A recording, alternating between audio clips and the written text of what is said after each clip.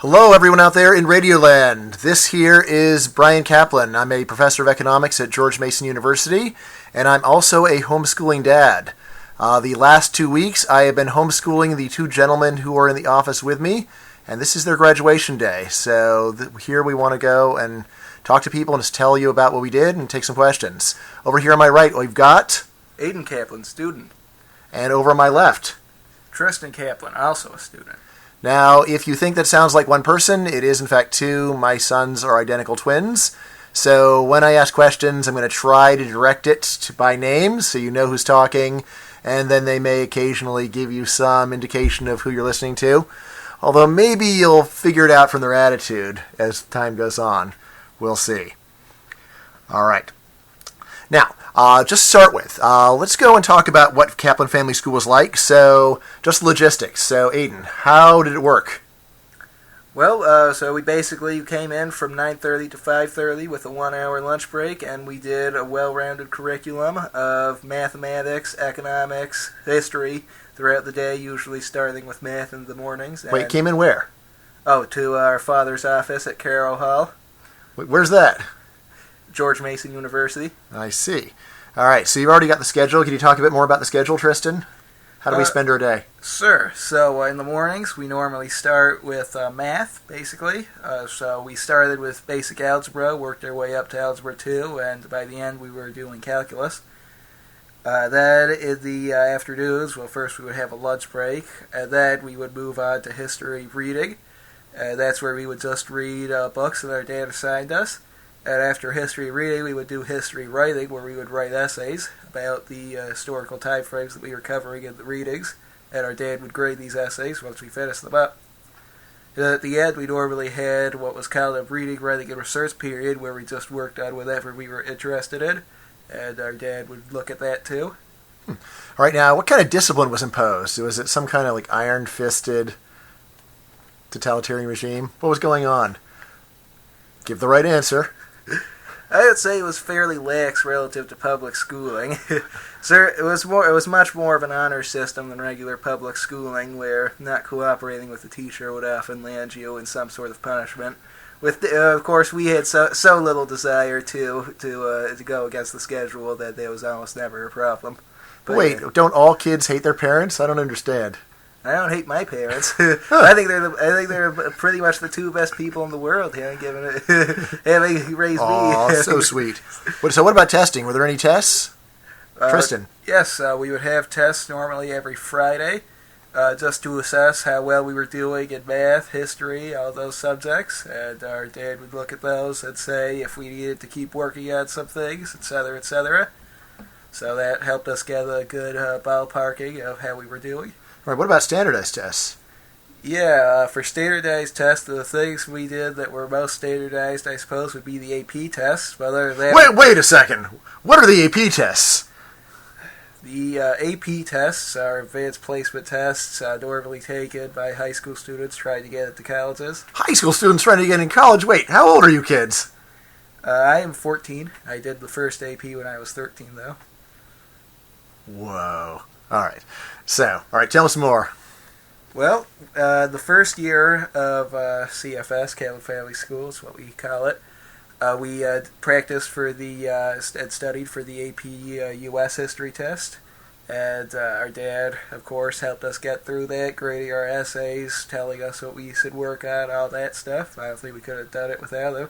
And we went over and got 5s on that. So that was wait, what's the top possible score? 5. Ooh, wait, both of you got 5s? That's right. Cool. What about test the second year? What happened then? Aidan?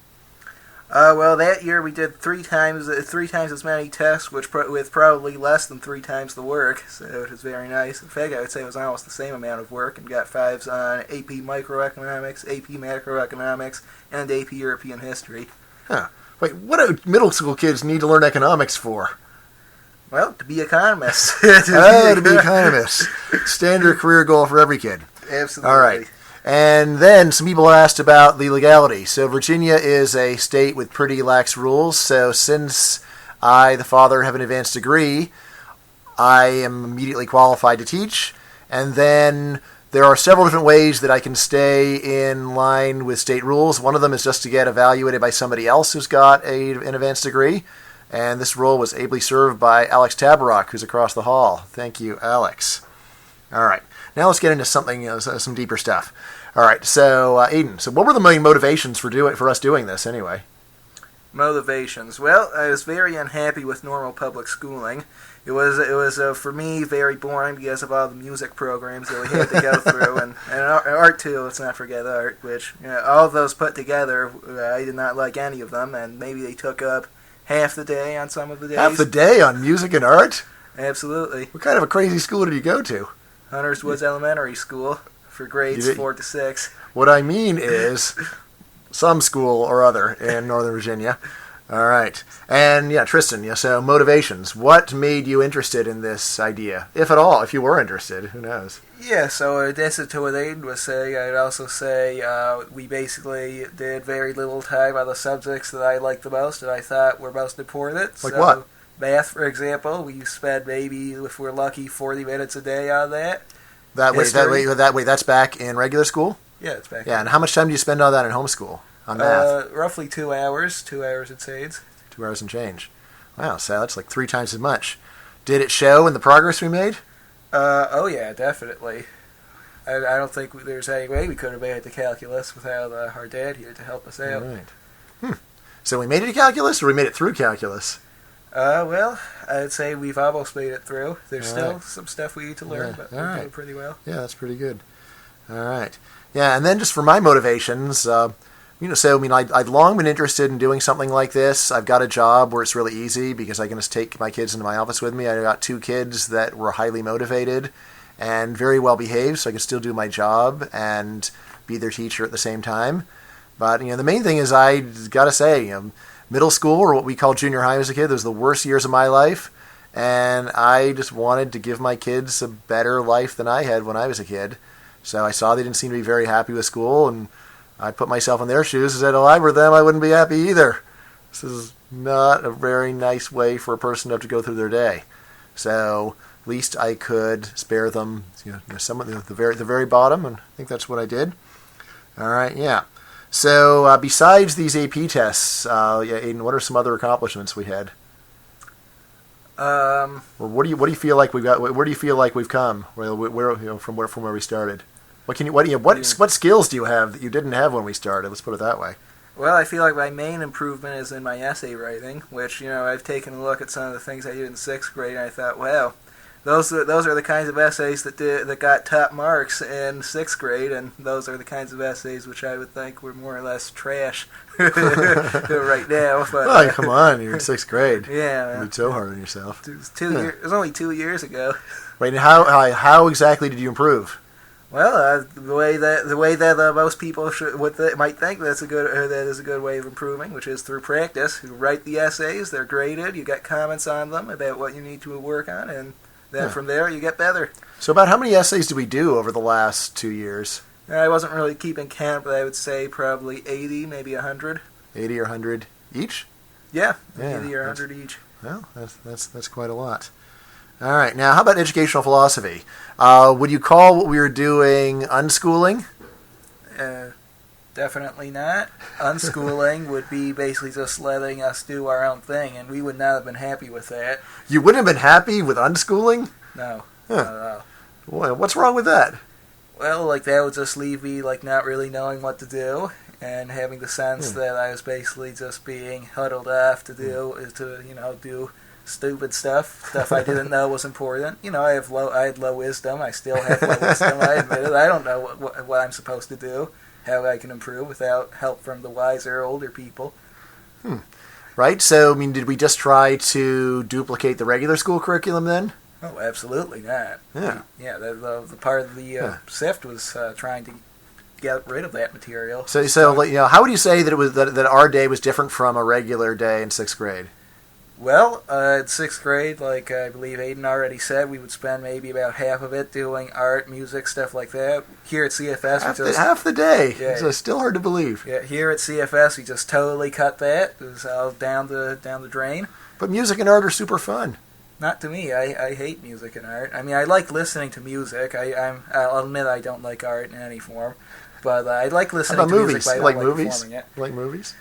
If you can count that as art. Yeah, you write stories. That's art. It's all art. Yeah. So, and actually, I'd say you got to listen to a lot more music than you ever would in a regular school. Yeah, that's because what were you guys listening to? Normally we would just turn on some quiet classical music while we were doing our work, listen to that. Our dads gave us a whole briefing on all the composers he thought was worth listening to. We learned a lot there. But kids don't like classical music. Kids like modern music. They like pop. Yeah, that's probably right, but I'm not like those other kids, really. Huh, that's as interesting. you might have guessed. Huh. Wait, is this something I brainwashed you into? No, it is not something you brainwashed us into. From a very early age, I always hated this loud, like, nasty, popular music. Yeah. I thought people were crazy for listening to it. All right. Now, one question I'm just going to handle my own. What are we doing next? We just finished middle school, and Aidan and Tristan are starting regular high school on Monday.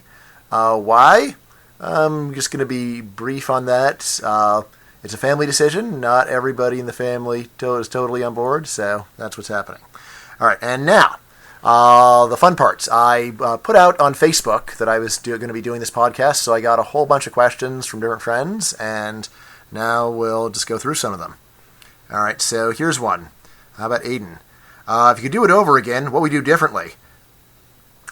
That's a great question. All right, so This is, by the way, from Michael Chonchev. I see. All right. Yeah. So I think I would probably have us do more in the first year than because I think we did more or less three times as more impressive stuff in the second year. When I feel like we probably could have done that much in the first year too, or maybe just a little less. So I feel like we probably could have done more in the first year. Maybe tossed in some more economics, and that would have freed up more time to do stuff in the second year. So more work. We should have worked harder. Yeah, I feel like that's so. So would you rather just cut into the free research period and done more standard stuff, or what? Yeah, for a lot of days. Yeah. I mean, I feel like for some of the research periods, I didn't have a clear idea of what I should be doing, going back to the unschooling thing. Right, but you did often use that to go and just read Wikipedia on stuff that was relevant. That's quite true. That's quite true. Yeah. Right. So, and what about you, Tristan? If you could do it over again, what would you do differently? I think Aidan's answer is pretty good. Ultimately, I think the one thing I would do differently would be basically just try to read more Wikipedia and stuff using the internet as a resource more often. Mm-hmm. I think, especially in the first year, our AP US textbook, although it offered some direction, it was just not that good. So I think if we used the internet more to our abilities. Yeah, so that textbook was, by the way, the best U.S. history textbook that I could find. So it was called Nation of Nations. Was never thrilled by it, but still, compared to the competition, still stood out. So that's why we used it. So how about this? Also for Michael. So what do you feel you did great?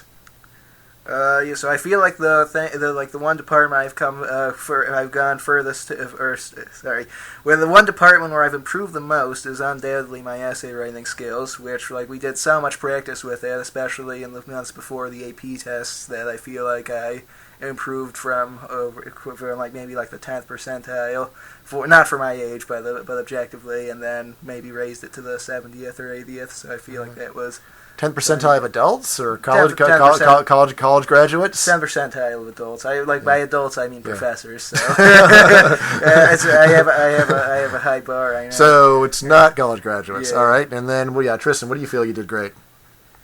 Yep, essay writing, although it wasn't just essay writing per se. I was also working on, like I said, reader writing and research projects, so I think I was writing a lot of fiction stories and so on. Ooh, cool. What kind of fiction? Well, early on I was doing horror stories and so on. Horror? Yeah. You don't seem disturbed. Well, I'm not. I think it's a cool genre, and I wanted to work at it to see what I could write. Suspicious. All right. Here's another one for you. Also for Michael. Did you feel other kids treated you differently for being homeschooled? What about adults? So to be honest, I didn't actually talk to many other kids during the homeschooling experience, but all the ones I ever talked to, they haven't treated me any differently for it. It doesn't seem like they really care. Possibly they don't even really notice that I'm homeschooled, but Well, yeah, usually it's something that I'll know better after like maybe 1 or 2 months in public high school. All right. Well, what about adults? And as for adults, yeah, I think adults, I think a lot of professors had more respect, or respected me more for the homeschooling because I was more intelligent and had intelligent things to say rather than the dumbed down version of me I was in 6th grade. So, so shame. All right, and what do you say about that, Tristan? Yeah. So other kids and adults treatment.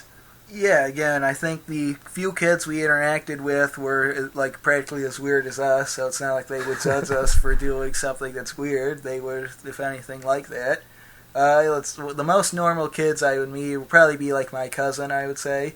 C didn't seem like that disturbed or anything. In fact, I think C wanted to be homeschooled too after hearing how great we had it. Let's see, and then I'd say for adults.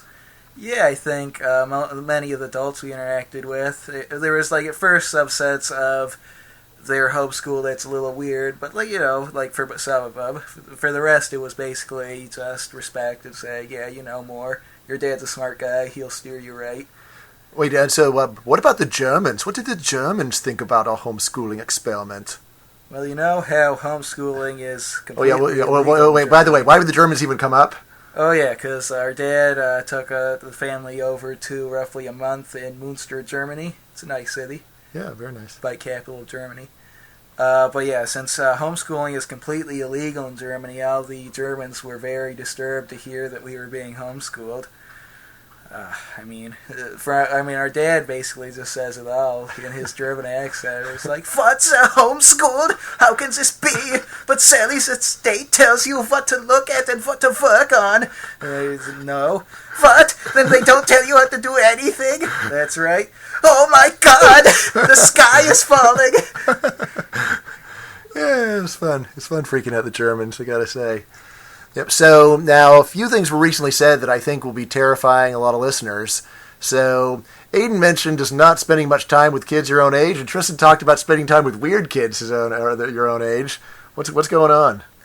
Well, so I have the view that it's not actually very important to talk to kids your own age because kids your own age grow up to be adults. So adults are the important people to be talking to and figuring out how their psychology works and so on. And I feel like that the homeschooling experience really prepared me for, especially as I want to be an academic, so I'm around tons of academics especially. Wait, but aren't kids your own age a lot more fun than a bunch of professors who are balding? No, I don't really think so. They all start out at like they all start out like conformist or in some other way not really fun to talk to. It can't be that bad. Etc.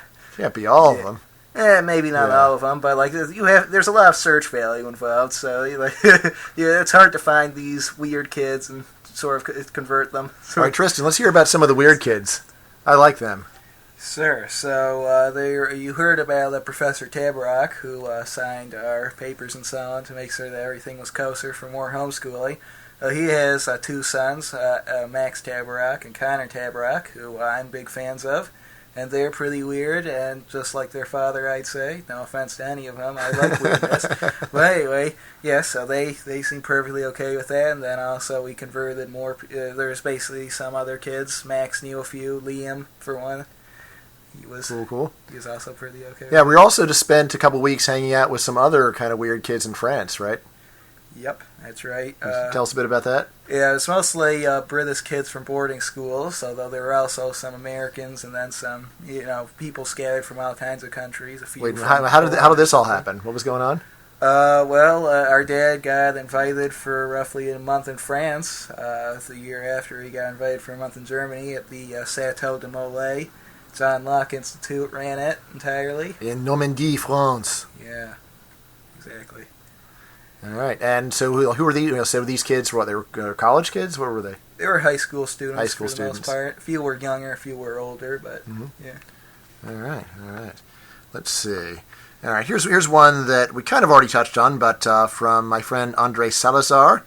So did you follow traditional curriculum, or did you allow room for other subjects or early specialization? Oh, yeah, so definitely did not follow traditional curriculum. It was about as untraditional as you can get, except for unschooling. Yeah. Well, so we did a lot of reading and writing and math, so I'd say 3 R's. That's pretty traditional, isn't it? Well, the way we did it was the way we did it. I would say unconventional but highly effective, and I feel like that is really the qualification for traditional versus non-traditional curriculum. Yeah. Yeah. So, like, what were some of the early specializations we experimented with, Tristan? Specializations. Well, we tried to specialize in the subjects that interested us the most. So specifically, economics and history. Mm-hmm. Those were the two main things. We worked hard on that, and I think we've ultimately succeeded in being way more knowledgeable at history and economics than we could have ever been at normal schools. Yeah. Let's come back to that at the end. We've got to strut our stuff a bit. All right. So. Here, Tristan, here's a question from Justin Zielinski. Do you think your time was spent in a manner that you in 10 years will believe was overall useful? Yeah, I really hope so, because the me in 10 years will hopefully be like the me right now. I like the me right now. I don't want him to change that much. You could do with some improvements, I'll admit, but overall, that's fine. So I think right now I think that the time spent was incredibly useful. I doubt that will change, and if it does, it probably won't change that much. It'll change to be either not quite as useful as I thought, or more useful even than I thought. So I think ultimately, yeah, everything that we've done here will be very useful. All right, what do you think, Aidan? So remember, in 10 years you'll be, 24? Yeah. All right, so, useful? How useful? Yeah, so I think it'll be super useful in having given us a massive academic boost, which will hopefully be very good for college and so on. Yeah, so I more or less agree with what Tristan said. I feel like the most likely direction is for me to consider it going up rather than down in terms of how useful it was. Yep. Yeah. So, when I was designing the curriculum, the main thing that I didn't want to be flexible about was math, because I think that's something that, on the one hand, it's not that fun for a lot of people, but it really does open up a lot of doors. So that's why we put in almost 2.5 hours every day into math. And then for the other stuff, as long as it had a big reading and writing component, I was pretty flexible. So since they were interested in history, we didn't really do like English literature in a normal way. Instead, we just read history books, but we still did a lot of reading and we did a lot of writing. So I think that's all we need to do. And then in terms of fiction, both of you were writing fiction during research time. So, which a lot of it is very good. All right. So we got a question from Scott Gibb. All right. So it seems to me that the K-8 years might be more important than most people assume. How would you describe the relative importance of K-8 to the high school years? This is for me. So I guess I just don't know that much. My main view is that you can get a pretty good prediction about how successful a person's going to be by normal metrics just with an IQ test, or and then maybe add on some personality tests to get a little bit more information. In terms of how useful it is, I say most people forget most of what they learn, so I don't think they're getting much out of that. There's always the compared to what question. So is school really useful compared to being home alone playing video games? Then yes. Is it really useful compared to something else you might be doing instead? That's not so clear to me. And so, as long as you're out interacting with people. Yeah, and so by the way, so you guys, were you kept in isolation? It was just the two of you guys and me, or Aidan? So, what kind of social interaction did we get? Oh, well, the professors would come by every day and every Friday, and more frequently for days we weren't technically supposed to be there. We got to go out to lunch with them, which was nice. Mm-hmm. So, and of course, college students came by asking about where Dad was usually, although sometimes they would be waiting for a while, and we got to talk to them as well. What about games? Oh yeah, so we also did some role-playing games throughout the school year. So we started off with Dad's role-playing game, Punctuated Equilibrium, with three college students plus the two of us, and Dad GMing, and more of the same as the year progressed. Hey Tristan, what do you think about all these college students? Don't name names. What's general picture? George Mason undergraduates. What's their deal? Right, so we actually attended two of our dad's college classes. Oh, yeah, I forgot about that. Yep, labor and public choice class. And so the labor class and public choice, most of the students seem to be somewhat apathetic. They aren't that interested in the class. and they don't do the homework. Normally, they don't study as hard as they should, anything like that. But you can definitely find some very most of them kind of do the homework. Kind of, but Yeah, really. It's attendance that's shocking low. The attendance is low, and like even the students who score the best on the tests aren't even normally the ones who show up that often. So it's a little odd. All right, here's another one from Scott Gibb. All right, so obviously Aidan and Tristan had to work very hard to obtain the scores they did. What did you say to motivate them?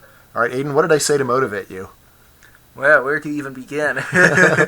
Well, you gave numerous speeches based usually off of ones from historical literatures, also Shakespeare. You gave us some St. Crispin's Day type speeches. I did. I didn't remember that. Yeah, like the day before test day. Oh, the day before the test, but to motivate you to do the work day in and day out. Yeah, I feel like I'm actually the sort of person who doesn't need that much motivation, and you were sort of just there in the back room, and that was enough. That was enough for me to know that there was someone there in case anything went wrong. Yeah, Tristan, what was I saying to motivate you? Well, part of it is you were saying how these tests that we were trying to take would be super important. I believed you, of course, because you're the kind of guy who would know exactly about that. So there was that. Then also. Then there's also just the underlying thing that we would have to go back to regular public school if, we just didn't like it. And obviously public school to me would have been given how bad it was, homeschooling would have to been terrible before I would go back. Huh. And here's also from Scott. So, hypothetical criticism of Bryan. Quote, Bryan is pushing his kids too hard academically. Looking at the test results of Caplan Family School, there's no way he hasn't become a tiger dad.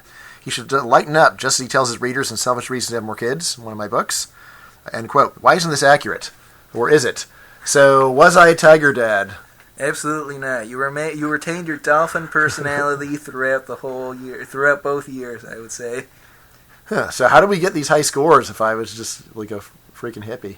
Well, you managed to not waste our time, unlike normal public high schools, which normally have their students working maybe 3 times as hard to get maybe less than 1/3 the results. And you had a genius way of working out the schedule, assigning time slots so it didn't have to be that way. Everything which I appreciate a lot. Buttering me up, all right. And what do you think, Tristan, about that? So, was I a tiger dad? Give the right answer. Don't shame our family. You were definitely not a tiger dad. You're always super nice to be around, and that's great. So I would say just like how this happened, how we got our good scores without Dad being a tiger dad. Well, a lot of it is just that, like Aidan said, we don't need that much motivation.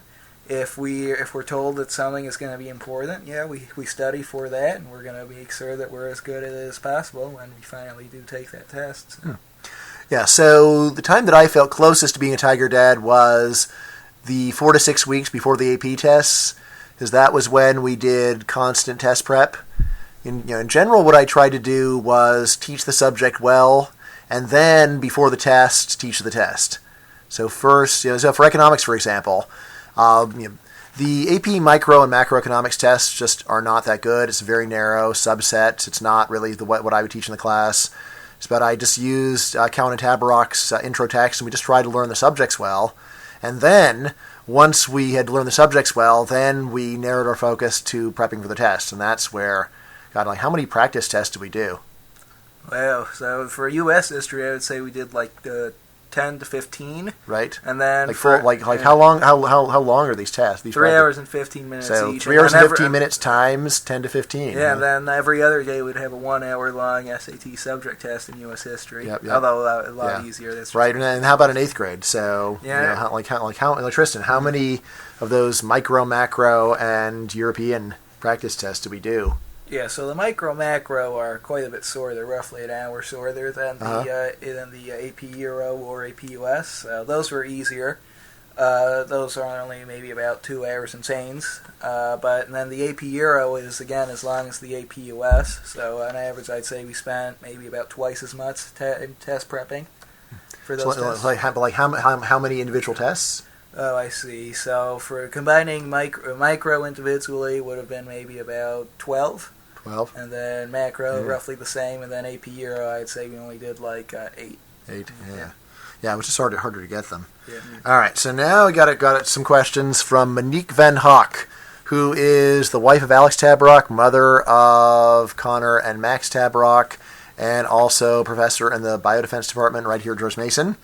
All right, so first one. What are Aidan and Tristan most looking forward to upon returning to regular school? It won't be the school lunches. Conversely, what are they most concerned about? If that's not too personal. All right, so Aidan, let's try not to give a complete cop-out answer here. Yeah. What are you most looking forward to? Most looking forward to? Wow. Perhaps we should let Tristan answer this question. Tristan? Well, I'm looking forward to at least trying to assemble a group of people who are interested in the same things I am. Maybe assembling a gaming group. That would be pretty awesome. Yeah, that would It's a bit of a fantasy, but I think I can make it happen. Yeah, totally. All right. And what are you most concerned about?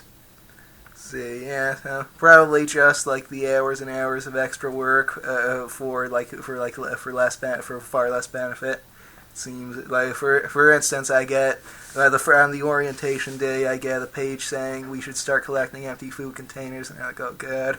Wait, this already happened? Yeah, it's already happened at the orientation day. It's important to do. Note the top. Start collecting empty food containers.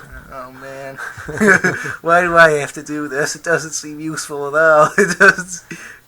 What subject is this even for? It's for biology. You're probably gonna look at the nutrition labels or something like that and tell us what's inside them. You can't learn biology without trash, right? Certainly not. But they specify they have to be clean, though. All right. So let's see. Also from Monique is, as teacher-in-chief of Caplan Family School, what will your next project be? What will we do with all this free time? So second question first. Actually, the amount of time that this really required wasn't very much. I was just taking them to my regular office, and I didn't have to do any kind of discipline or authority or anything like that. Aidan and Tristan, I would give them their work, and they do their work. So really, there were only two main sources of work that I had to do. So one of them was just designing the curriculum. So that probably I spent about 50 hours on each year.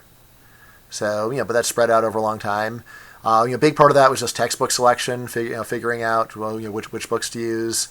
Buying practice books, things like that. Also just time management. Sometimes they go fiddle with the schedule if they were getting ahead or behind in one subject so that we could stay on track. So we always had those AP tests coming up in May we needed to stay on schedule for. And then the other thing that took a lot of time was grading, but really just essays. So the essays, there wasn't really any way that I could outsource that. So I would just go and sit down, and not only would I go over them with a red pen, but we'd spend quite a bit of time going over them, because that's, I think, the way that you really learn to improve your writing is by the torture of sitting down line by line and being told that things are not perfect. I think who was it? Both of you said that was actually your least favorite part of the experience. Yep. Well, it's tough getting criticism face to face. I eventually learned to deal with it. Yeah. So took it well. By the end. That was all well. And then, during the 4 to 6 weeks before the AP test, then there was an enormous amount of grading there. But for stuff like math, usually what I would do is, first tell them, so if they, gave them, I got good textbooks, and then say, first of all, if you're confused, talk to each other. Second of all, Google, and only third, come to me. And that system worked out really well. So, sometimes I was actually posting hard geometry problems on Facebook where I couldn't figure them out, and I've got enough math. I've got trig. Yeah, I've got enough math nerds that said, once there's a geometry problem, you have to do it without trig. Yeah. Anyway, so I had my math nerds out there to go and help me out. So that cut down on my time too. So the crowdsourcing. Let's see, right, and then this fits in with a question from, So a question from Ben Henry. So he said, "How do you fit in your homeschooling in with your job as a professor?" And again, so since I was a professor, I just brought my kids in, and not only was it easy, I could still do my job, but gave them a lot of opportunities for enrichment. So I took them on trips, not just to, University of Münster in Germany or John Locke Institute seminar in France. Took them on a Harvard, Princeton, Yale tour. They got to meet, who do we meet at Harvard? Of course. So we met Lant Pritchett and also Steven Pinker. And Greg Mankiw. Yes. Yeah, so, those are some people we met there. I just, like whenever I had speakers come in, try to introduce you, see if you can get some value out of them. All right. Yes. Let's see. All right. Now, here is a question from a Facebook friend that I knew back in high school, Denise Dardarian. All right, so it's actually a much longer comment, but I'll just read the beginning, which I think is probably speaking for a vast number of listeners. All right. How do the boys feel about missing out on the school experience, not going to football games, not attending homecoming and prom dances, not hanging out with their friends during lunch or after school, not participating in school sports, band, or other activities, not having favorite teachers and least favorite teachers, having a part-time job, saving up their money for a car, getting their driver's licenses, crushes on girls and or asking a girl out, going out on dates? So I think she may have thought they were in high school rather than middle school, although most of this would apply either way. All right, so how do you feel about everything you missed out on? Aidan. I don't really feel like I missed out on much of anything. I'm an extremely introverted person, and I really have no desire to. But it's homeschooling that did that horrible thing to you, no, right? I've always been introverted and shy. I didn't really have many friends back in public school. I knew almost everyone in the class, but I didn't actually talk with them that much. So. But the more introverted you are, the more important it is to throw you in with a bunch of kids, isn't it? No, I don't think so. It's sort of like a broken window fallacy. All right, and Tristan, so how do you feel about everything that was taken away from you? You had it all back in 6th grade, and I ripped it from your hands. This is kind of like saying that he took away something I never had, because I never really wanted to do any of those things. A lot of what homeschooling did was like teach me how to improve on the things that I did badly, and yes, that included talking to girls. We had social skills lessons. Our dad arranged for that. Otherwise I'd be too intimidated to even think about trying to improve it. And yeah, I know I'm not that good and pretty bad at it, but I've improved a lot, and that's something. All right. So. Huh. But I still feel like a lot of people are there, their stomachs churning, the hair on their back of their neck standing up, feeling like they're in the presence of some horrible evil. So, but every kid likes this stuff, right? Every kid likes being in band and going to football games and prom. No, I'm afraid not. I mean, you know these kids. They were probably like in the back of the classroom, Sadie stuff going on there. But there were definitely kids in any school you went to, I'm willing to bet, that just did not like the system. They didn't want to be there, and they were probably pretty angry at the system too for making them be there. And I was one of those kids. I was one of the kids who sat in the room constantly thinking, God, this is so stupid. I don't want to be here. Please take me somewhere else, because I don't want to listen to school spirit stuff about football games. I want to just quietly learn. And why are you stopping me from quietly learning? Why are you forcing me to care about these things? Because it's never going to happen. And I don't want to learn about them anyway. I just want to go and learn about the stuff which interests me. And I know there's lots of kids where that kind of stuff interests them. That's fine by me. But you don't try to force that stuff on me, because it's not going to have any effect, and I'm just going to be miserable because of it. But wait, if you don't do band and football games and proms, how will you ever get a job or marry or have children? Well, you can ask this man over here, because it worked out pretty well for him, I think. Oh, yeah. How many times did you ever go to the prom, Dad? Let's see. Counting senior prom? No times. Right. And are you married? Yeah, I am married, actually. You got 4 kids, right? I got 4. Wow. Yeah. So how did it work out for you? Yeah, so I got to say, whenever people go and give me these speeches about how my kids are missing out on stuff, I always remember what it was like for me. And I had all these things, and you know what I wanted? And you know what I wanted? The opportunity to not have them. People feel it. I totally get that a lot of people really enjoy this stuff, but the idea that everybody does, it's just like, look around. There's other people who have other experiences. We're not very loud because we're not very popular, but it doesn't mean we're not there rolling our eyes saying, I don't like this. When people say you have to give them opportunities, usually what I find is what they mean is you have to ram a certain choice down their throats, even though there's no real reason to think that it's going to redound to their benefit later. So, if I had a kid who didn't want to learn how to read, I'd make him learn how to read, because there it's very clear that he'd really be cutting himself off from the future. But a kid who doesn't want to dance, doesn't want to play an instrument, doesn't want to draw, what are they cutting themselves off from? That's something that most people never have and don't even miss. Right? And on the other hand, there's so many things that schools don't bother to teach. Say like movies. You don't get cinematography or filmography in school. So and I do feel sorry for people who don't know their movies very well. Although I also notice that most people who don't know their movies don't seem to miss it. So, live and let live. All right. Here's a question from Christopher Ryan. What is the least income the family can make to make homeschooling work? I mean, I would actually say you could do this on almost any level of monetary income. Mm-hmm. So there is the issue about having one parent around to do it. So if both my wife and I had jobs where we couldn't have kids around, this would have been a lot harder. So, I mean, I still would have been open to it, but it's not the same because then, I could give them their work at the beginning of the day and I could come home at the end of the day and help them out, but in the middle of the day, they would just be on their own.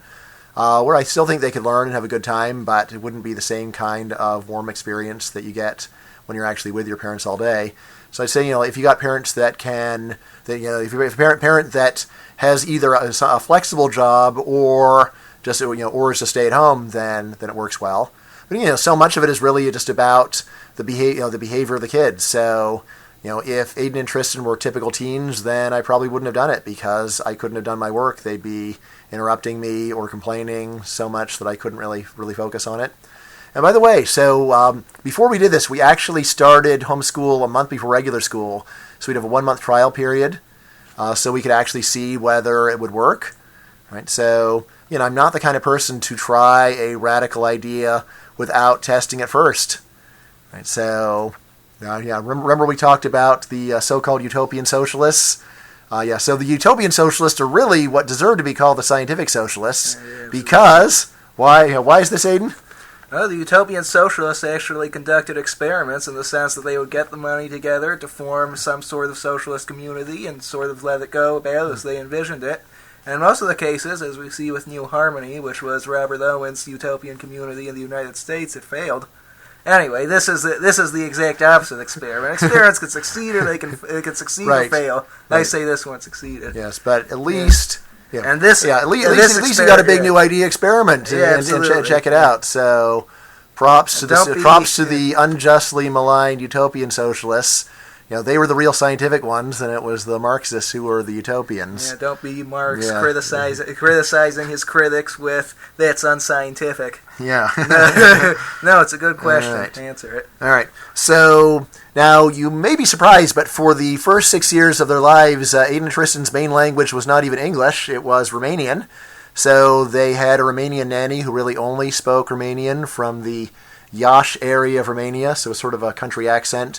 Yeah. Their mom, lived in Romania till she was 7, so her Romanian's almost fluent at least. And then I spoke English, but still most of your time it was spent speaking and listening to, Romanian. Anyway, so I got a question here from Doamna Eugenia, the first nanny's daughter, Irina. All right, so it says questions for all of us. So what do you like most about homeschooling and the least? All right, Tristan, what do you like most about homeschooling? I guess the thing I liked most about homeschooling was the reading, writing, and research period where I could work on whatever I wanted. I thought that was always really fun. I got a lot out of it, too. And the least? The thing I liked least about homeschooling? Well, I mean, the honest answer is at the very beginning, our dad had us do swimming classes, and I didn't like that. If you want something to occur throughout the entire time, then I guess that would technically just be the exercise period. Yeah. I realized it was still useful, but I just didn't enjoy it that much. Yeah, we played some tennis. It wasn't that bad, was it? No, I just it was less enjoyable. All right. So, Aidan, what did you like most about homeschooling? Let's see. Probably building myself up in terms of academia, so starting from basically nothing. And wasn't quite nothing. Yeah, no, 7 years of public high school. Public elementary school. Yeah, elementary. Public elementary school. I'm sorry. I can't believe I got that wrong. Yeah, they're practically indistinguishable, actually. So I'm not actually. Well, we haven't really started high school. I think there's going to be some differences. Take a look at the school supplies list for kindergarten and for 9th grade. But let me tell you, if you have a 9th grader, buy him 2 sets of kindergarten. Kindergarten supplies. It'll be about right. Yeah, colored pencils. You need crayons? some sort of color. You just need colored pencils. All right, so we moved on from crayons. Well, not sure if crayons are in the school supply list for kindergartners either, though. No, they are. You need crayons. Yeah, come on. All right, and how about the least? What do you like least about homeschooling? Yeah, so Tristan's answer about the swimming, I agree with that. Although, in terms of what was emotionally more difficult for me, the receiving criticism for the essays, at least at first, that didn't really feel so good. They didn't really feel so good to me. But after a while, I learned to like it. And was that because I was super mean when I gave you? No, comments? you were just giving candid feedback, something I had never received before. This stinks. You call yourself a writer? No, you always gave me good feedback, and at first it was hard, but. All right, and then also from Rena, did you study any foreign languages during your homeschooling years? No, we did not study any foreign languages. You forgot. You did. Wasn't a lot. Don't you remember? German. Yeah. Yeah. Yeah. So before we went to Germany, I gave you a few German lessons. Yeah, I probably speak more German than Spanish. Comes to barely any German though. Yeah. I mean, we just did a few lessons before we went, just so you could have a little bit of basic. You knew enough to order croissants at the Bäckerei. Drei Soko Croissanten bitte. Yes. 3 check. Right. That's right. Yes. So, and some people also ask, what are some of the hardest subjects to teach in homeschooling? Right. So I guess this is back to Monique Van Hoek. So what subjects do you feel most challenged to cover in your homeschooling? What are your thoughts about those subjects and how to deal with them? I've been homeschooled for several years now. The stuff that I did these 2 years, pretty much all of it I felt was easy for me to do. I get, the U.S. and European history, I know that stuff very well. I actually, actually all 4 tests, AP tests that they did, I did when I was in high school. And I did them much later. So I did U.S. history when I was in 11th, U.S. and European history when I was in 11th grade. U.S. I had a class for, European I was self-taught. And then I did micro-macro self-taught in 12th grade. So I got 5s in the history, but I only got 4s on the econ test. So I was proud that my sons in 8th grade knew more econ than I did when I was at the end of 12th grade, even though I am now a professor of the subject. Looking forward, so if we had been continuing homeschooling for high school, I saw 2 big issues. So first of all was foreign language, where I could kind of teach them German, but I'm nowhere near fluent, and certainly I wouldn't be able to prep them for the AP German with any degree of competence. So my thinking there is that if we were doing it, I would have emailed someone over in the foreign language department here at George Mason and asked them whether they've got either a graduate student or maybe just an undergraduate who's already fluent in the language who wants to make some extra money, and then probably combine that with some online tools. So. Just in terms of the gamification of learning foreign language, there's games where they test pronunciation now. They seem pretty good. So probably would have tried that. I also was thinking about if I could get a visiting, a semester abroad, just to take them with me and put them in some kind of immersion class in a language that has an AP test, so we could prove to the colleges that we knew our stuff. And then for natural sciences, also I'm very weak there. So I never did any natural science APs. So for math, I've gone pretty far, but I've only had basic biology. I guess it was honors biology, honors chemistry, and then I did 1 semester of college physics at Cal State Northridge, which is probably a lot easier than doing honors physics in high school at Granada Hills High School. So for those subjects, I was thinking quite a bit about what to do. So that way, I think since we'll be done with calculus pretty soon. Then physics, just doing the calculus-based physics seemed like a way of something that we'd be pretty well prepared for. I've got Robin Hansen across the hall, who's very good in physics, to say the least. Actually at a level that to me is a superhuman, but I know there's other people who are that good, but I could never be that good at a subject like that. And then for other things, again, I was just thinking about getting tutors from around campus, possibly with large cash bonuses if we could get 5s on the AP tests, if someone were interested in that deal. But yeah, those are the main things where I felt challenged, like I just didn't really know enough. But for everything that I was doing, So some of the stuff I felt I'd kind of forgotten, for like the history, like the details I've forgotten, but it's also something where if you know the broad outlines, then it's just not that big of a deal to be shaky on the details. You can just double check. Whereas if I just didn't know it at all, then it's a different matter. All right, and speaking of Robin Henson, I've got a question from him. The obvious question, obvious to Robin, very non-obvious and meta to everybody else. The obvious question is how Aidan and Tristan think regular school will change they and their views, to be followed up a year later with how accurate those expectations turn out to be. So how will public school change you, and what you think? My hope is that it won't change me at all. You don't want to learn anything. Well, not a lot of the stuff, but yes, in terms of learning things, yeah. I mean, for a lot of stuff, I don't feel like I could learn that much, but I'm not. Right. Of course, that's something I say with very little empirical evidence. So I would say I'll probably learn more than I expect to learn right now, and in terms of my views, those will probably stay more or less constant. All right. And what do you think, Tristan? I think probably I'll learn something. Nowhere near as much as I would learn if I stayed here. I might learn some more things in subjects like Spanish or something. Mm-hmm. That's possible. Yeah. Well, if we were homeschooling, we'd really have to start a foreign language for college. Yes. More than possible. Mm-hmm. But I think another change that I expect to happen will be that I'll just become more Caplanian in my views of the education system. I'll probably get more mad at it and eventually just grow to accept the signaling model more than I already have. You're already like the 99th percentile of Caplanianism. Yes. Yeah, so, that brings me to the question of the obvious and blatant massive brainwashing that was done to you here. Clearly, I just took a couple of innocent children who didn't know what was what, and I just poured my views into them, using every kind of manipulation and intimidation to make you agree with me, and that's what happened, right? I mean, I could even leave the room so you can tell the people out in Radioland about the level of brainwashing that you endured. Yeah, I know this is exactly what a brainwashed person would say, but I wasn't brainwashed. Exactly. Only a brainwashed person who would deny their own brainwashing. Well, why does it seem like brainwashing to other people then? Yeah, that's a good question. I feel like there's something about having like a father who's like the sole instructor and who's like giving the students like I don't know, man. Like they could probably explain it better than I can, which is unfortunate. But yeah, what do you think? All right, brainwashed? How brainwashed are you, Tristan?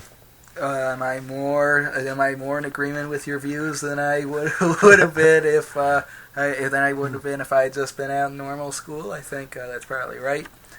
But on the other hand, I think that like you haven't tried to brainwash us in the sense that any normal person would call brainwashing. You've introduced us to libertarian thought and so on. But, if we didn't like it, we could always say it's all crap, but it doesn't seem like it's all crap to me. I think, people like Milton Friedman, they've got a good point to make, and they make it well. And, it's not like we're we're studying in a building where everyone is an anarcho-capitalist. They're pretty far from it, in fact. And of course, let's not forget the fact that they gave us textbooks frequently written by non-libertarian people. For instance, our history textbook, authored by Carlton J.H. Hayes, a normal Wilsonian Democrat. This was written about 100 years ago. Yep. So, by the way, when I was in high school, like I said, I just was self-taught in European history. So, and I learned most of what I know from an historian named Carlton Hayes, who has a social and political history of modern Europe or something like that. Political and social history of modern Europe, as well as numerous other books. Yeah. So when I was looking around for European history textbooks, I didn't like any of the ones that I saw that much. So I just tried out the ones that I liked, and they really did take to them. So Carlton Hayes is certainly no libertarian, barely economically literate actually, but still just a very fun, opinionated professor writing in 1916. And then for the 20th century, that was actually kind of hard, but yes, we had like that, Modern Civilization book or whatever. What was it? Right, but Civilization. Civilization of the West. But that one actually for the 20th century was very thin. So I think. Yeah, of course, the exam itself is very thin for most of the right. Most of that, I think we just learned on our own. So speaking of brainwashing, all right. So homeschooling movie Captain Fantastic. All right, so now that's a good one. yes, one of our favorite movies. So Viggo Mortensen plays a crazy homeschooling dad, a hippie survivalist, making his kids live out off the grid in Oregon. All right, so was he brainwashing his kids? Yeah, I don't think so. It seems like his kids challenge him a lot and so on, especially his eldest children. So it seems like the older they are, the more they challenge him. But in the film, anyway. Yeah, what do you think? Was Captain Fantastic brainwashing them? I mean, it's easy to say that he was if you look at the movie just like from the first view. But if you look closely, like oftentimes Captain Fantastic will challenge his kids' ideas, and his kids will challenge his ideas. And yeah, I think they're all in some way they're going to be a lot like him. They're going to agree with a lot of his views by the time they're older, and they'll be more in sync with his ideas than almost anyone else's. But still, I think that was probably going to happen with or without homeschooling. I don't think that Captain Fantastic actually changed his kids to the extent that they would otherwise have become libertarians or something. Yep. Yeah, so like when I was blogging this movie, I was saying, God, I would just love to teach Econ 1 for the whole Cash family because they learn it. They could actually learn it. And once they learned it, they'd never be the same again. Right? Like the dad would be the hardest case, but he'd be talking back, but still, he'd get something out of it. I really think he would. Yeah. Which there are more people like the Cash family. Absolutely. They're not like your normal communists. Yes. Some of them were, so at least Vodafone Cash was a Maoist, self-identified. They're all super left-wing. Yeah. At the very least. Right. I mean, so the thing that strikes me when this whole brainwashing stuff is, wait, doesn't regular school brainwash people? So what kind of brainwashing, if any, did you experience in K through 6? Let's see. Well, so every morning we would have to do the Pledge of Allegiance. That's not brainwashing. That's our country. Well, I think we might want to go back to 1984, book by George Orwell, to make our minds up about that. You might say that there's the TV screens. It's about our country, so it's not brainwashing. But the whole point of the book is that it's a society brainwashed. Yeah. So, how about the history? How much brainwashing was in the history? The history instruction was so poor that I feel like the brainwashing, if they were trying to include it, was not put in there. But the main thing I think is in terms of brainwashing in history at public schooling. K through 6. Yeah, so definitely bigger emphasis on America was basically a good country, and the colonists were basically right about the Declaration of Independence and so on. But they weren't? No, they were. Yeah. Wait, but were the colonists right? Yeah, that's right. Yeah, exactly. That's what. No. What they were. I know what you were taught, but are you suggesting that what you were taught might be wrong? Absolutely. If I had been a colonist back then, I would have been like Reverend Mather Biles, who was a reverend. It was a Tory at the Boston, like the Boston Church. It might have actually been the Old North Church. Come to think of it. But anyway, he said, what was the exact quote again? Let's see. Why should we listen to 1,000 tyrants 3 miles away? Prefer. Why should we prefer 1,000 tyrants 3 miles away than one tyrant 3,000 miles away? And I'm like, that seems like a perfect point. It seems like the new guys are going to be just as worse, or possibly even worse than the last guy. And if we just let things smoothly roll along. Yeah. What do you think about brainwashing in public school, Tristan? Yeah, of course they brainwash you, and some of it is just like the Pledge of Allegiance and stuff. When I went to the high school orientation, they had everyone stand up to the pledge to sing the national anthem. I didn't stand, but that was probably because I wasn't brainwashed. Only a brainwashed person would refuse to conform to the rest of society. Anyway, you can tell that only a non-brainwashed person would refuse to stand up with the Nazis. It's a definite sign of brainwashing if everyone in the room is doing the same thing. If it's like a crowd of 1,200 people and they're all standing up to the same thing, it's you get a bit of a chill from it. It's kind of like watching a Nazi rally. It's not like watching a Nazi rally, but you realize that the Nazis had a way of getting people to be on their side. They were very popular. People did what they were told. And part of it was because they were so charismatic. All right. So, now let's go, set aside the questions of the audience, and let's just talk about some ideas. All right. Let's see. So we've done a whole lot of European history. How about your favorite European monarch from 1450 to the present? I would probably say Henry IV of France, who reigned 1589-1610. So, here was a man who, unlike his predecessors and successors, was explicitly stated that his interest was not to conquer Jerusalem back from the infidel or anything like that, but to have a chicken in every hearth. I feel like he was willing to say, like at a time when tons of people were going crazy about religion and so on, he was willing to set down his faith for the good of France and stop the bloodshed, because he was willing to bend the knee at the altar, as he said, Paris is well worth a mass. Wait, is he the guy who had his famous edict?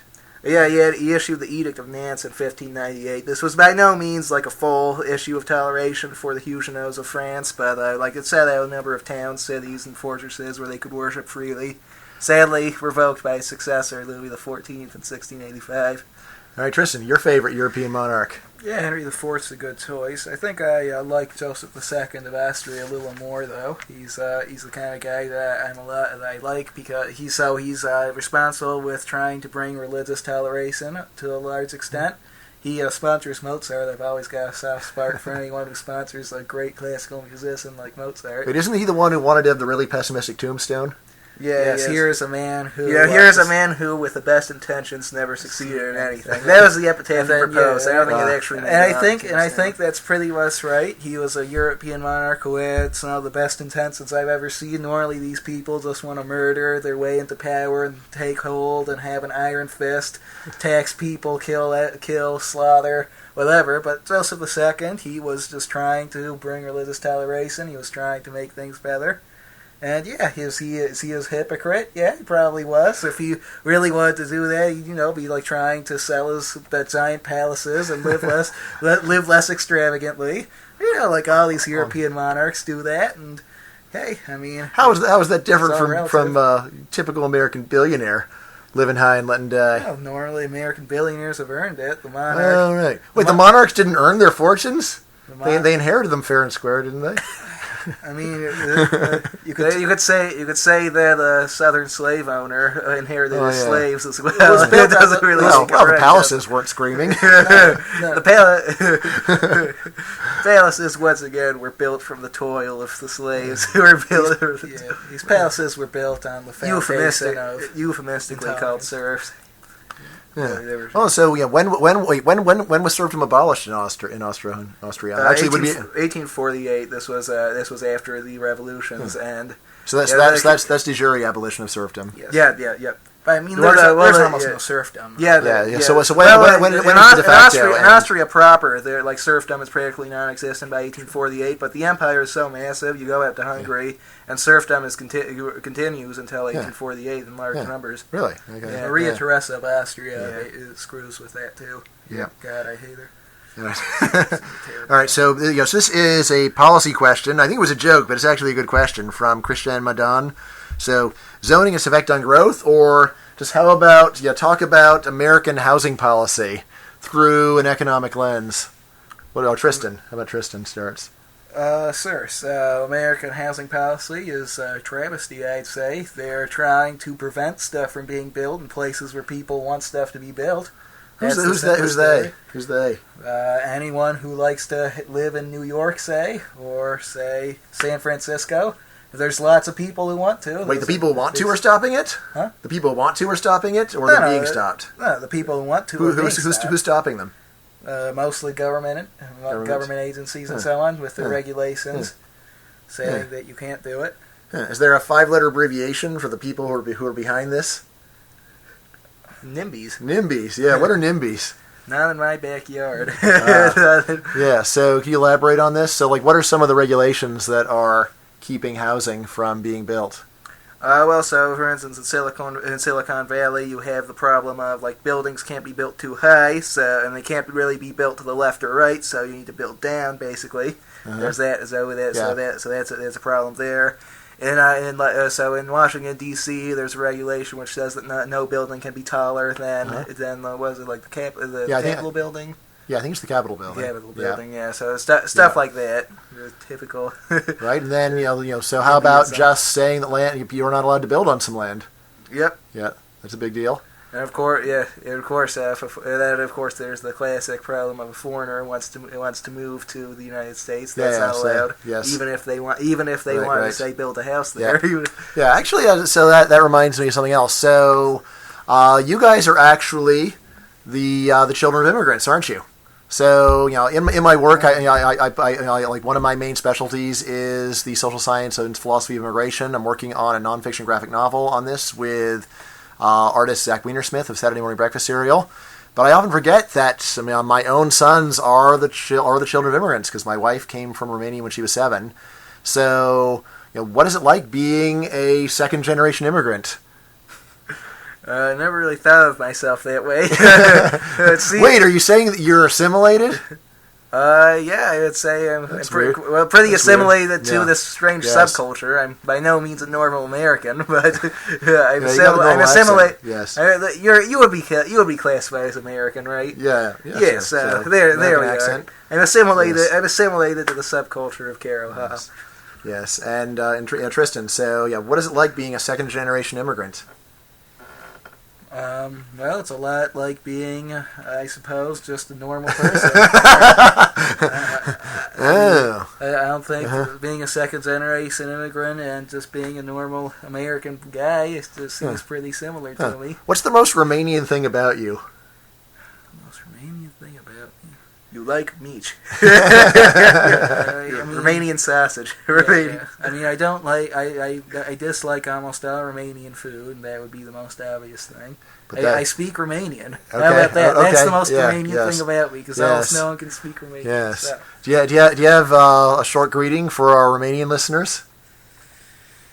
A short greeting. Short greeting. Just Romanian version of. Hi to all of you people out there in Romanian Radio Land.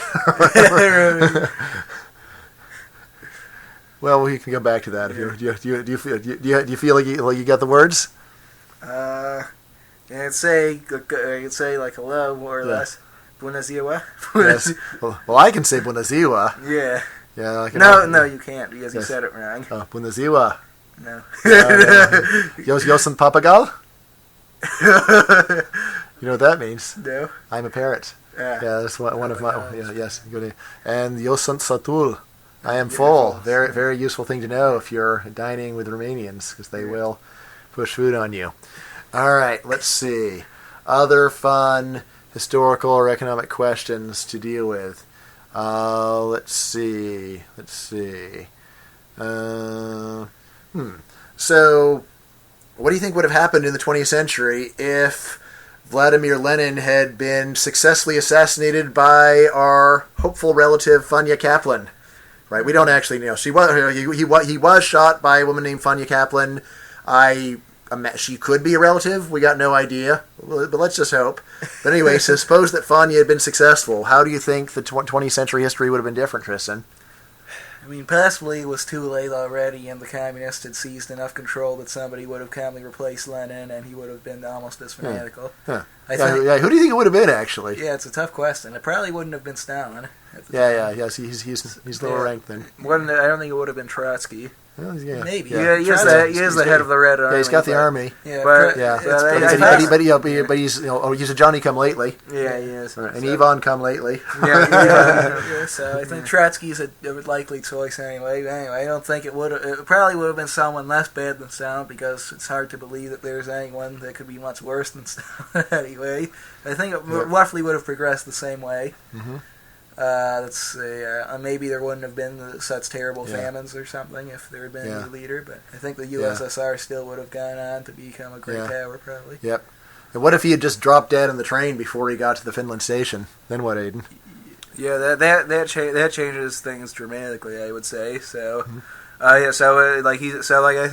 it's very the historian Richard Pipes describes that Lenin was very narrowly averted capture by an imperial patrol while on his way to Petrograd.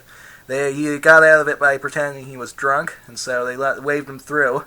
But Richard Pipe says, and I think recently, that if he had been captured there, who knows what would have happened? I don't think it would have been Bolshevikism in Russia. Mm-hmm. I think that Bolshevism. Bolshevism. Yes. Yeah. I mean, were there still Imperial Guards? I thought he was coming back after the Kerensky took over.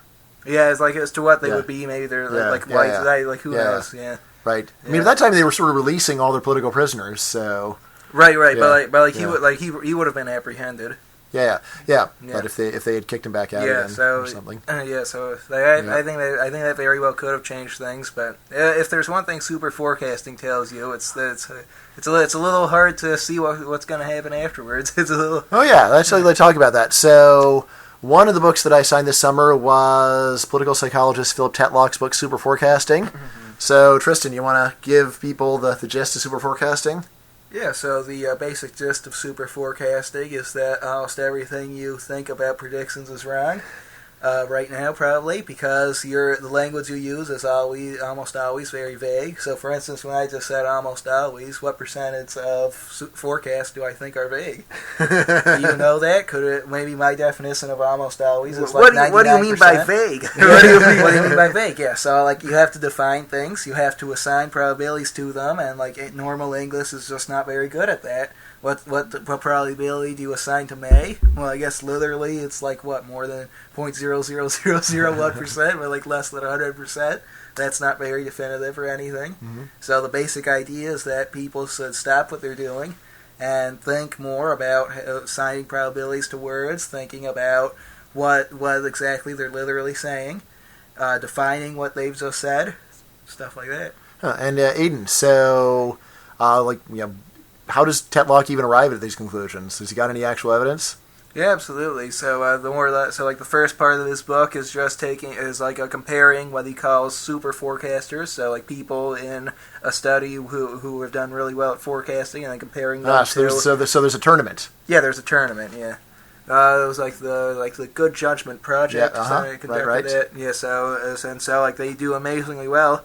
Contrary to my economic thoughts, they even beat futures markets and stuff like that. So, which is fairly surprising to me, but yeah, yeah. So. Yep. So Tristan. So what are some of the traits of super forecasters? People who are in the very top of the forecasting tournament. Yep, so super forecasters tend to be very easy to change, so they're very open to new ideas. Yeah, very open to change, accepting that their original idea might be wrong, their original probability. Let's see, what else? So they don't like to attribute anything to any probability to one big scheme. Tetlock has this thing about foxes and hedgehogs. Mm-hmm. And hedgehogs are basically people that have one big theory to explain everything, whereas foxes just have a lot of different theories. They try to adjust things, and super forecasters tend to be more like foxes. They don't have this one big theory to explain everything. They generally reject fate and so on. And they reject fate. Yeah, they don't think that everything is preordained or anything, and. Mm-hmm. They're strong believers in things like hindsight bias, which they just say it's hard to judge it's easy to say that was definitely going to happen after it happened, mm-hmm. but actually at the time it must have seemed pretty crazy. They tend to Fermiize as Fermi. Yeah, can you tell us about Fermiization, Aidan? Yeah, sure. So this was basically developed by Enrico Fermi, an Italian scientist who moved to the United States initially to work on the atomic program. But anyway, so he had this experiment, or not really experiment, but question: how many piano tuners are there in Chicago? Is the example which Tetlock uses, and most of his students just think about it for a while, and they just give a number, more or less taken in of what Tetlock calls the black box. All right, but then Fermiizing the question, you can ask 4 more questions which you might know the answer to, how many people are there in Chicago, how many families are there in Chicago. You can take guesses, and then what share have pianos? Yeah, what share? Yeah, exactly. What share would have pianos? How often do pianos need to be tuned? It's you narrow this down. You might not have a good idea about any of the questions, but the remarkable thing is that when you come out with an answer, it's going to be more accurate probably than just reaching into your black box and picking a number. With his Fermiizing, which seems very reasonable, Tetlock comes out with a number of 63. and the actual number appeared to be at the time 87. So it's quite remarkable that he's off by 20%. He doesn't know anything. He's off by one. He's only off by. Oh yeah, some people might be off by a factor of 100, right? Yeah. Quite possibly. All right, so we also spent quite a bit of time doing psychology. Just like not so much as a class, but just learning basic ideas. So, can you tell us about action bias, Tristan? Sir. So, action bias is the idea that people tend to want to do something a lot more than they want to do nothing. As Tyrion Lannister said in, I believe, the last Game of Thrones episode, when Daenerys asks what she's to do, and Tyrion says, nothing. So nothing is sometimes the hardest thing to do. And yeah, nothing is sometimes the hardest thing to do, but I think it's doing nothing is highly underrated. If, like you're saying, should we launch missiles into some country? Saying, well, do you think that's a good idea? I don't know, but it's probably better to launch missiles into a country with rebels than not to. Is that right? I don't think you have any good reason to believe that. Yeah, it's kind of like, if you're a politician and someone says, what do you propose to do about something? Right now, even if you don't have any good ideas, you're generally better off proposing some stupid idea than just saying, I've got nothing. If something good comes along, I'll let you know. Because it sounds bad to say we should do nothing. Yes. It sounds like you got no answer. Yes. And you're an idiot. Yep. When really you might be the smartest person in the room. All right, so one last psychology question, and then I think it's about time to wrap it up. So I feel like if I had known about this one psychological effect when I was a kid, it would have made my whole childhood much better. So I'm wondering if you guys can explain it to our listeners. So this is the spotlight effect. What is it, and what does it mean? I was actually thinking you might say the spotlight effect. All right, so the spotlight effect basically states that people overestimate how much other people are paying attention to them. So, for instance, if you're wearing a funny hat and you walk through the mall, an experiment is a funny shirt. Say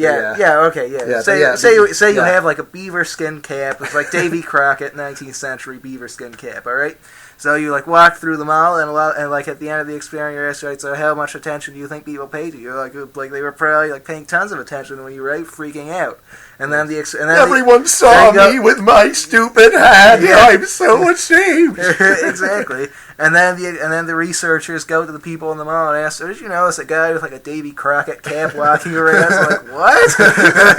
So that's the spotlight effect for you. People, you're almost always overestimating how much attention other people pay to you. But Tristan, how can this help kids? Well, let's say that you're weird. And I think there are lots of people listening to this right now who would identify as being weird. Yeah, I identify as being weird. So if you're weird and you like doing weird things and, being weird in general, doing said things will not get you anywhere near as much negative attention as you think it will. Say, just like wearing a shirt with some dice on it, some D20s, why that? And then just going around, maybe you advertise it to a few people who know what D20s are, and they're like, hey, cool, he's got a shirt with some D20s, and almost everyone else just says, or I don't know, he's a nice shirt or whatever, or maybe they just don't even know, so whatever, that weird kid. What about all those kids who say, if I do that, everyone will see, and they'll all make fun of me, and my life will be over? Well, they're strongly overreacting. They think they have this idea that the whole world is going to turn its eyes on them as soon as they do anything out of the ordinary, and that's just not true. People have their own lives.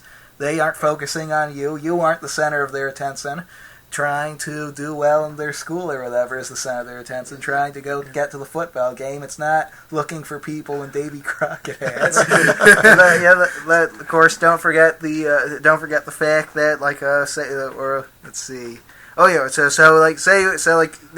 a big world. So even if you damage all the relationships you have at the moment somehow through your weird thing, there's tons of people out there. You could just meet new ones who haven't the foggiest about what's going on. All right, good thought. Yeah.